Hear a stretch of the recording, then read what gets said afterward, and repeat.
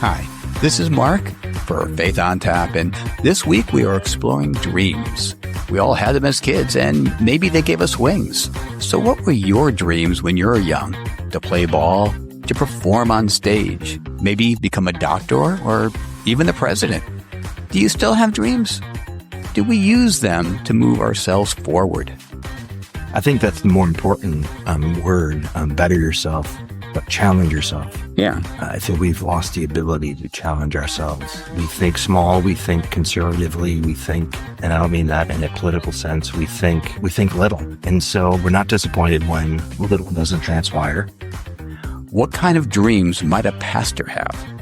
Yeah, I think I believe as a pastor, I've got pastor dreams. My dream has gone from now as a younger pastor to wanting a big church to being an older pastor now just wanting a healthy church. So what does that look like? Does that mean numbers? Probably. You got to pay the bills. And does that mean healthy people spiritually? Yes, that does.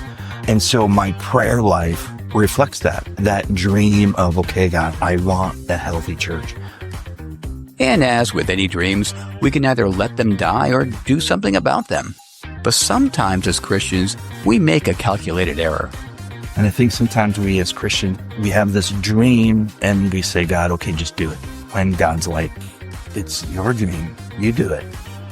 Whether you dream big or dream small, let's talk about where these dreams take us.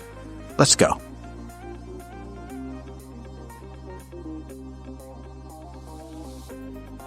So we are here at Counterweight Brewery again in Cheshire, where it all began. Explain why it all began here. Well, this was the first place we decided to venture into and start talking to people just about questions of life. And then what we started here developed into Faith on Tap podcast. Yeah. And you were excited that a few weeks ago we hit over 1,000. We hit 1,000 downloads, which is a milestone. We got a badge or something from Podbean. Yeah. Several $100,000, I think, in cash. Yes. Oh, you don't know about that, but yeah. Well, I didn't think you guys. No. I was just joking. No, there's no money involved. I'm not sure what you're talking about. Anyway, we were, first of all, depressed. There's no food truck. I found that they turned this place into a little bit of a restaurant as well. I had a smash burger Swiss mushroom, I guess. $18 for a hamburger. 2 smashed patties, though. Yeah, they were 2 really smashed patties. They're good. They're very good. They're nice fries. I get so mad. I think about 10 years ago, I told them when I paid $12 for a hamburger, they would be laughing at me. And now $18, no problem. We used to feed our whole family for $18. When I was your age. Anyway. Liz, what did you have? I had some chicken fingers, which are actually cooked very, very nicely. But the star of the show is I went up to get some additional sauce. I said, surprise me. And he gave me this very hot aioli sauce. And he goes, this is our in-house go-to sauce. Tell me what you think. And it was incredible. It's like, was it hot? Did you tell him what you think? I went back and I said, I got to tell you, that was banging. That was so yummy. Very good. You had this, what I had. I did.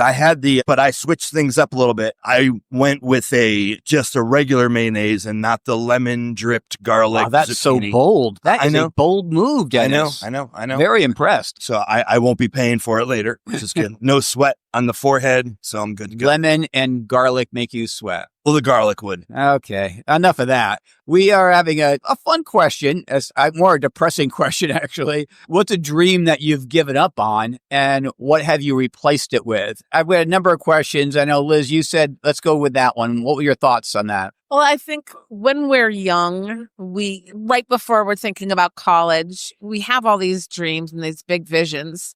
And then life kind of hits you right upside the head. And then you have to often make these pretty bold choices very quickly and change direction. For most of us, it's probably a good thing because maybe you would be a terrible circus performer and you might not have got that horse, So I think it's kind of really cool when you think about it, because I bet a lot of people will say, I'm so glad that my dreams of doing X, Y, or Z got shifted. So you think you're going to get some nice, profound answers today? I'm kind of really excited about it. Yeah. Dennis? I think this might be a stumper for a lot of people. I'm not sure people like to hang on to dreams that haven't come true, and so they forget and they throw it away. Or it wasn't a dream at all. It was just, I think the jury's still out for me on this one, where it will land. It's a very vulnerable question, and I'm not sure people would be willing to be that vulnerable in front of a stranger, but let's hope so. You've been with us for 35 episodes. I've picked up on a pattern of people just saying everything. Yeah, but you talk to nice ladies. I talk to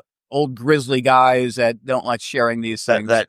So we buy could storage lockers. Yeah. We will do a tally at some point and find out how exactly true that is. Anyway, let's hope we get some profound thoughts. Let's see what they have to say.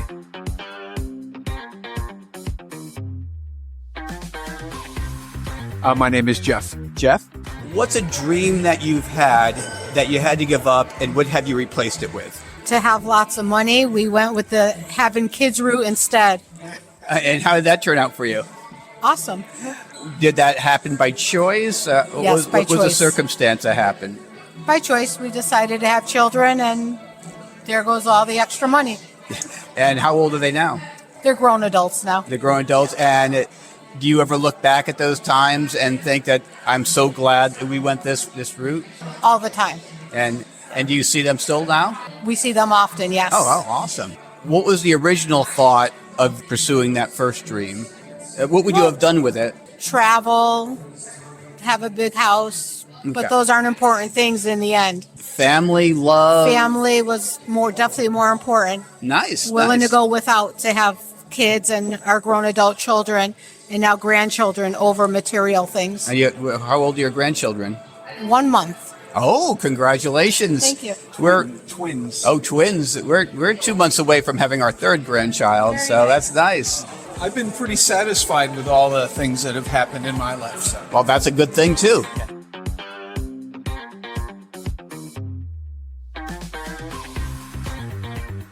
What dream have you let go of, and what have you replaced it with? Well, I think one dream I had growing up was to be a professional football or soccer player. Mm-hmm. And I gave that up because I just loved maths. And then maths sort of replaced that. And I decided I'd go, down a sort of maths pathway rather than What's math? Oh, sorry, math. Apologies. Okay.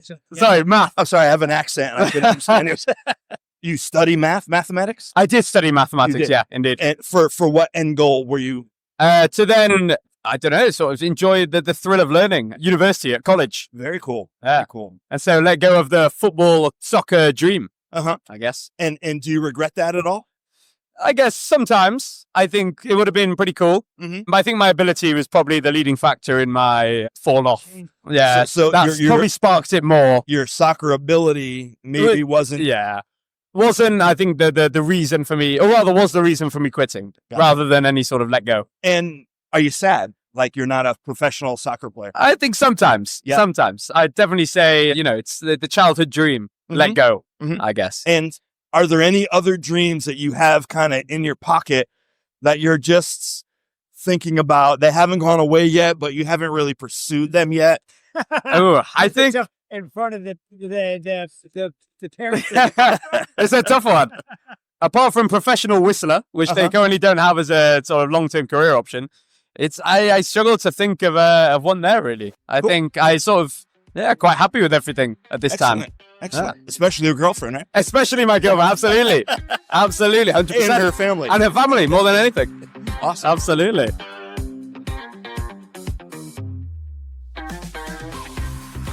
What dream did you have that you've let go of? And what have you, if any, replaced it with? I'll tell you. All right. Oh, yeah.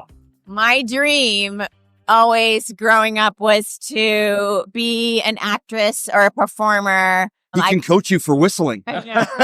Well, he's actually quite excellent. Yeah. I play the piano, but I always loved music. I always wanted to be a performer. I always wanted to live in Hollywood and like be on the Oscars or get an Emmy or something like that. Clearly, I replaced that dream with being a doctor and helping other people. So being a doctor, was that seriously a dream of yours? Like something that... It was sort of, I mean, I love science. I didn't really think, I didn't spend my whole life thinking I want to be a doctor. I want to be a doctor.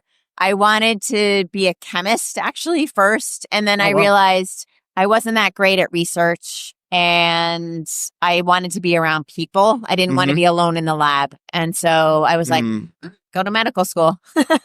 So you know, your dreams are almost polar opposite. One is look at me. And the other one is how much can I give myself away? I know. What happened? I don't know. I mean, I think part of the original dream is I realized that I probably I'm not talented enough to do all that stuff, but I like it. So I still do it like on the side or whatever, but yeah. So you dance and perform and act. I'm an amateur of everything, but yeah, I play the piano stuff. Very cool. Yeah. Any regrets letting the dream go? No. I mean, I will say when I was in high school, I went to this program at Wesleyan. I grew up in Madison and I went to this program called the Center for Creative Youth, and it was a summer-long program and it was very hard to get into.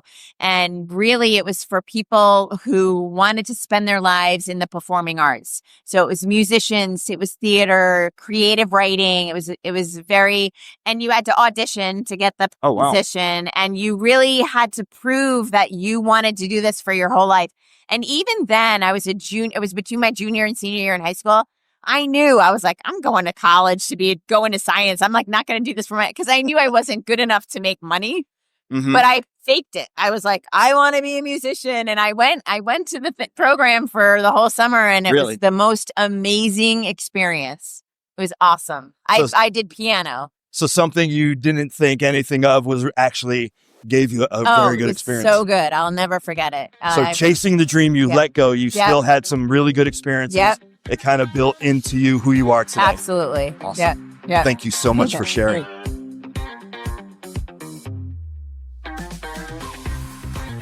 What dream have you given up on? I wanted to be Olympic skier. Really? Downhill, slalom? Both, all of the above. Really? He's an amazing skier. That should have been his name. So that was your dream. For how long was that your dream? Years. Really? Since 1976. And you trained for it? How old are you? I'll be 60 this year. Okay, so you remember Innsbruck, Austria, Franz Klammer? Yeah. Franz Klammer, 1976, Olympic downhill champion. From that point on, I wanted to be an Olympic skier. Now, did you pursue that? No, yes. I've skied all my life. I loved it. Never super competed in it. What was the moment where you realized maybe I'm not going to be Olympic skier? I'm 5'6.5", 150 pounds. That's probably not the MO for a Olympic skier. Really? Yeah. And what did you replace that dream with? Yeah, my career. I love skiing. I ski to this day. I will do it. I would rather do it than anything else in my life. So I just parlayed that into just enjoy skiing. Any regrets letting it go? Oh, yeah. Yeah. But I knew I was going to be good enough. Yeah, I don't have the genetics for it. So what would be the biggest regret, you think? Just not competing. Marrying a non-skier. Marry someone who likes the sunshine and warm, the beach. But the girls do ski. So, do they? And so does my wife. She does too. And she does a beautiful job. So awesome. Yeah. Hey, thank you guys so much for stopping in.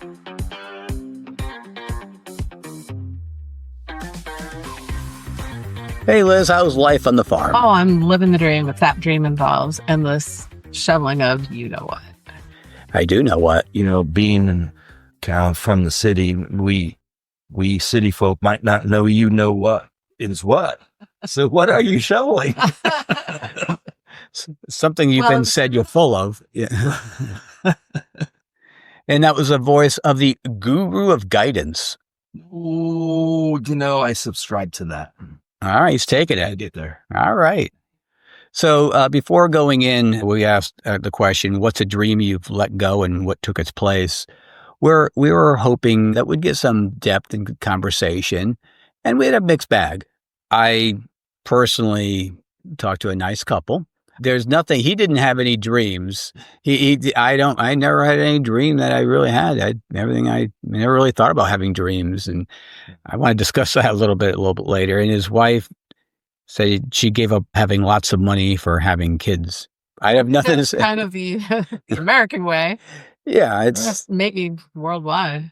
Yeah, Hollywood anyway. Yeah, but again, I think we talked off air and said like most people just go in and they don't make a conscious effort. Let's sacrifice money for a family. It's just something you do. Yeah. I mean, babies cost a lot of money. Yeah, yes, they do. As I walked into your home and saw a crib full of gifts. Yeah. Yeah. I don't know what happened. Liz had a couple interviews that were swimmingly well, except they didn't record. Did you remember, Liz, what the interview that we will not have aired, what they stated? Well, the fellow I talked to, he was very similar to the fellow you talked to. He said he had no dreams whatsoever. And because he grew up in the family business and it was kind of decided for him and he was fine with it, that he was just going to carry on. And so he was very content with that situation. And Dennis, you talked to Theo and Deb. Yeah, Theo was here visiting his girlfriend's parents from England. It was interesting because Theo gave up the dream of being a professional soccer player, which I would think as he was a young man, probably I would say early 20s. I can understand, in America, we want to be in the NBA, we want to be in the NFL, we want to be in the MLB. I mean, all these things. So I get it. But Debbie, she too wanted to be in that I want to be famous genre of being either an actress or a musician. She plays piano. And I thought it interesting that they felt very childhood dream-esque. Like, this is what I want to be as a kid. I want to be the professional soccer player, the football player, or the basketball player. And do those things change as we move on? Theo was still young. He was involved in mathematics, but Debbie she was a doctor. And so she gave up this dream of being the center of attention to kind of giving herself away and being a doctor and helping people. It's kind of like turning your dreams inside out. Right. It's very interesting. Yeah. Yeah. To me, I've asked this question to other people as well. What really surprised me was the number of people I know, I thought fairly well, said, yeah, I've never had a dream. I never really dreamt of anything of strength, of anything big. And I go, wow. And I said, well, is it just me? Because I dream, I have lots of dreams and lots of unfulfilled dreams. And I was just, maybe it's just me. What do you guys say? Do you think most people have these? I'm not talking about when you're 5, you want to be a fireman, but like when you're growing up through high school, college, your 20s. Less common than it used to be. I mean, to the point where it's kind of almost, it's like a punchline. It's like on Seinfeld when Kramer goes to fantasy camp. There's this 40-year-old man. He's going to fantasy baseball camp and he punches Mickey Mouse or something. He's like that. And he said it was a punchline that someone would have that kind of dream. I think you're right. We've lost the ability to dream, and therefore I think we've limited ourselves to, as a species, if I can talk that man, to mediocrity. And most of us, I mean, Steve Jobs dreamt, Bill Gates dreamt, whether good or evil, they pursued it. And I'm not sure we've instilled the pursuit of dreams with our culture these days. I'm wondering whether the millennial generation of, all the ties, everyone wins type stuff. And if you dreamt something, it didn't come true, then you would lose. I'm just wondering if that's part of it, because to this day, I still have dreams. I want to do A, B, C, D, etc. Am I right in thinking that when you have dreams, you're aspiring to better yourself? So if you never challenge yourself with a dream. I think that's the more important word, better yourself. But challenge yourself. Yeah. I think we've lost the ability to challenge ourselves. We think small, we think conservatively, we think, and I don't mean that in a political sense, we think little. And so we're not disappointed when little doesn't transpire, or we're not overly energetic and or excited when little transpires. It seems that way. And again, without being a psychologist, I'm wondering if what part of society has brought us to that point? Is it, you have an idea? Well, I do have an idea. There's a famous short story by Kurt Vonnegut called Harrison Bergeron, where it's in the future where all of society is equal. But Harrison was gifted and he was able to do things. So since everyone was supposed to be equal, if he started thinking or demonstrating talent, they would put loud noises in. Everyone had embedded earphones. So if he was starting to think too much or to be too creative, and this happened to everyone, but the story was about him, they would interrupt this ability. And science fiction is meant to be a microscope of what's happening in the contemporary world. And so that was written quite a long time ago. I think we're seeing how that's playing out now, where everyone has to have this level. It has to be level for everyone. And if anyone's special in any way, we have to stop that. Yeah, right. And not allow them, just like move along. It's like I'm thinking of the Jackson Browne song, The Pretender. Mm-hmm. Yeah, if you listen to the song The Pretender. He gave up. He gave up. Yeah, he gave up, and let's just fake everything. Let's fake everything. And pretend. Smile. Hence the name Pretender. Yeah. But isn't that what we've created generations to kind of embrace? Yep. But who is they? That's what I'm asking, though. Where did that? They? But in a way. But I think we're the product, and we just I don't see anything in my personal life where I've taught my children or my students to not dream big. I don't know. I don't know if it's... I think for me, in that example, my teaching of my children was I didn't dream big enough. Okay. If it comes down to it, I didn't teach them against their dreams. I want them to be realistic. Like, Megan was never going to become a WNBA center, because she's just not tall enough. It's that kind of perspective. Mm-hmm. But I'm wondering if I taught them to think conservatively by my not thinking big. And then voicing that, hey, I got this big idea. Let's work towards it. And obviously, it's going to be a reflection of what they see in you, not actually what you say. Right. Yeah, I'm not saying us specifically, but yeah, I don't know. It's really, it made me sad when I'm talking to people, but there's people my age, people younger than me saying, yeah, I never really had a dream. It's like, Yeah. So bring it to like a spiritual level. I guess I could ask, when we pray, do you think our prayer life reflects these dreams? I still dream. In my prayer life, I pray about those dreams still, fulfilling God's will, et cetera, because I would hope there'd be a connection between my dreams, my spiritual life, and the connection between the two. Yeah, I think as a pastor, I've got pastor dreams. My dream has gone from now as a younger pastor to wanting a big church to being the older pastor now just wanting a healthy church. So what does that look like? Does that mean numbers? Probably. You got to pay the bills. And does that mean healthy people spiritually? Yes, that does. And so my prayer life reflects that dream of, okay, God, I want a healthy church. I'm not sure a healthy church is attainable, but they're in line and define what a healthy church is. Right. Well, good luck with that. But, But you dream still. My dream and my prayer is reflective of that dream. Mm-hmm. What happens when we get to the point when we realize that our dreams are not going to be fulfilled? It's just not going to happen. Do we still trust in God's sovereignty during that time? I think that's when we have to. And you think of all the times that these biblical characters were on a particular path, and they had to pivot pretty hard because it was clearly not going to happen. Like Balaam, he had a plan. I'm definitely going to pray against the Israelites there. And I can use this word, and ass. Yeah. Corrected him. Yeah. Lots of times. And then you think of Joseph. Oh, I'm going to rule over my brothers. I'm going to rule over my parents. It's going to be grand. And God said, slow down there, pal. We have to deal with your ego at this point. And for Joseph, it was literally a dream. Yes. And it was a God-given dream that these people will bow down to, that somehow you'll be in leadership over them. And like you say, God was like, okay, Joe, we got things to work on. Yes. Clearly, this 19-year-old was a little bit of a punk and needed A little bit, yeah. Yeah, like When you're sold into slavery, I think your punkness has. yeah. When you're reading the story and you go, yeah, it's about right. He's just lucky he's not dead. Yeah, exactly.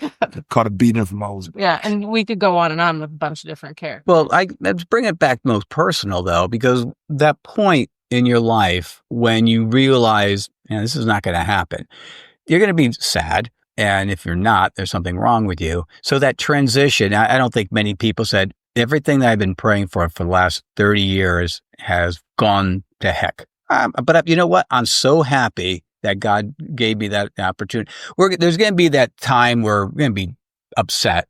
But I guess the question, I guess maybe spiritual maturity is how quick can you respond to, yes, but this is God's sovereign will because he has something bigger for us. That's the correct way we should be thinking. But obviously, being human, we think, because a lot of people think, and me included, I know this has to be God's will. Why would it not be God's will? A, B, C, D. And then it all falls apart. You go, wow, that hurt. That hurt, yeah. And so you're picking up the pieces. And as a Christian, at least, we do realize God's sovereign. He loves us. He has a plan. We misinterpreted his plan or whatever happened. What about the non-Christian whose dreams are shattered? That's what drugs and alcohol are for one. Yeah. It's true. I think of stories I've heard out of Hollywood. Jim Carrey, and I could be wrong, but there were a couple stars that I heard that they wrote themselves like $1 million check and put it in their wallet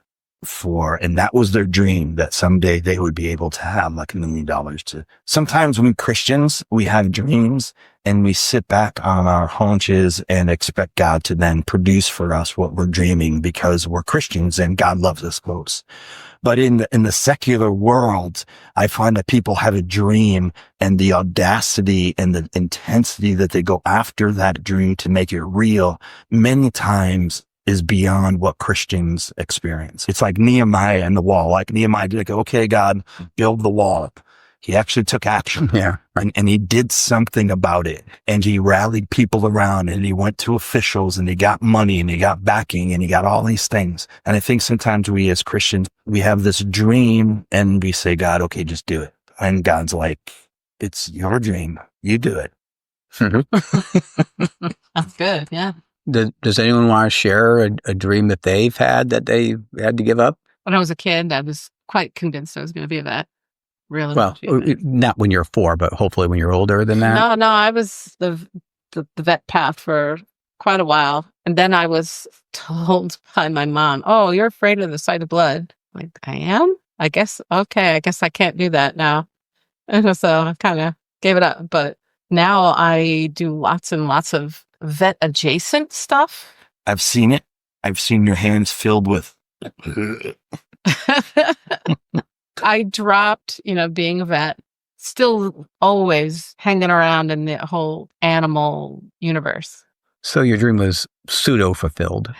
Well, it's vet adjacent, and I get to do things in with that same level of, I take it very seriously, and I do take it as professional as I can, for something that's just been a little bit of a side hustle. So again, your dream that you had was not dashed, it was just diverted to a different direction of the same idea. Yeah, it took decades before I got back to it. I mean, literally 40-something years. So let me ask you, Mark, was it a dream for you to become a meteorologist, or was that? Oh, absolutely. I mean, when I was in first grade, starting in first grade, I'd give the weather forecast to the class. I'd draw maps and stuff. And through high school, everyone knew me as the weather guy. And I would, the teacher would say, what's happening? Weather. I'd go up and do the weather and do that. And I was. Did you picture yourself like on TV? Oh, absolutely.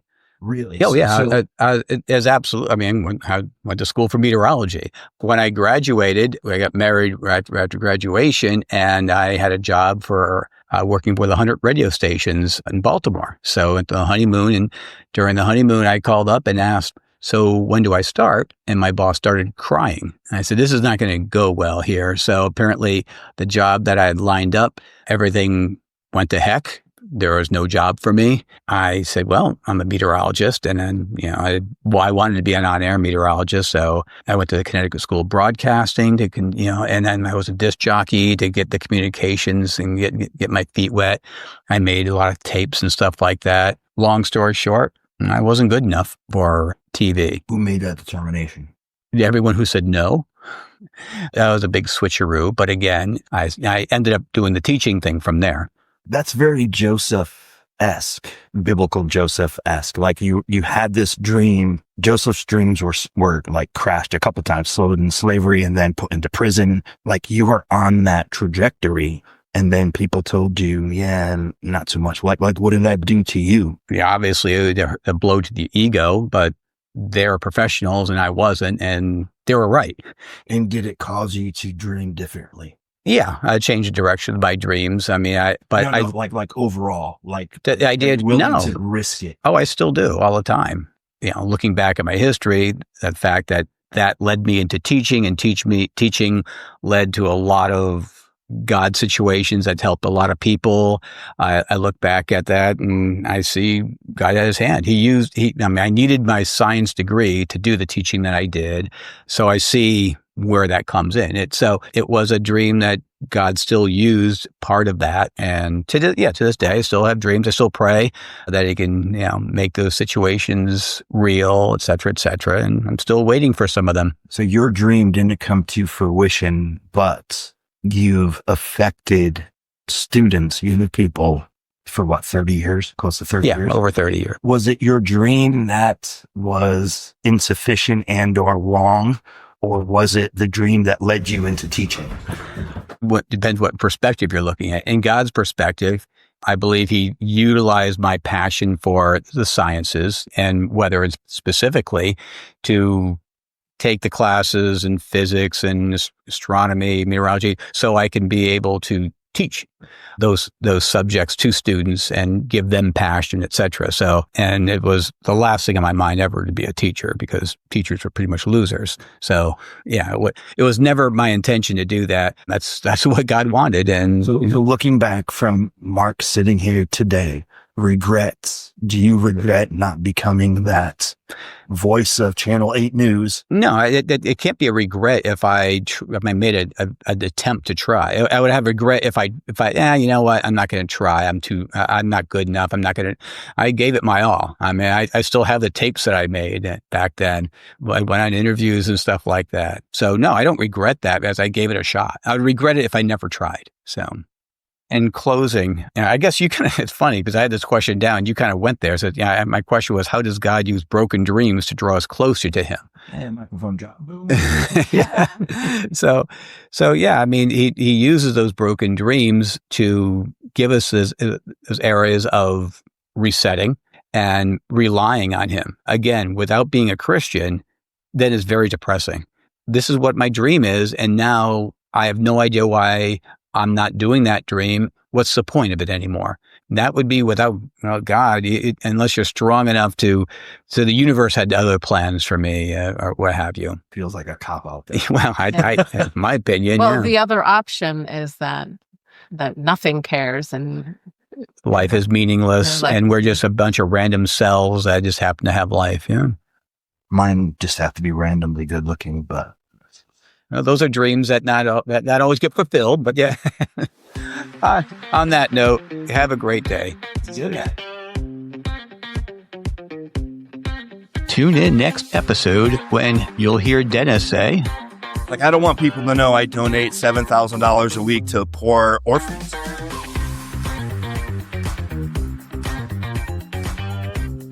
Hey, awesome listener. If you're enjoying our podcast, give us a little love, like, share, follow, and snag this episode for later. It's the easiest way to keep the good times rolling and make our day. You're the best. Thank you.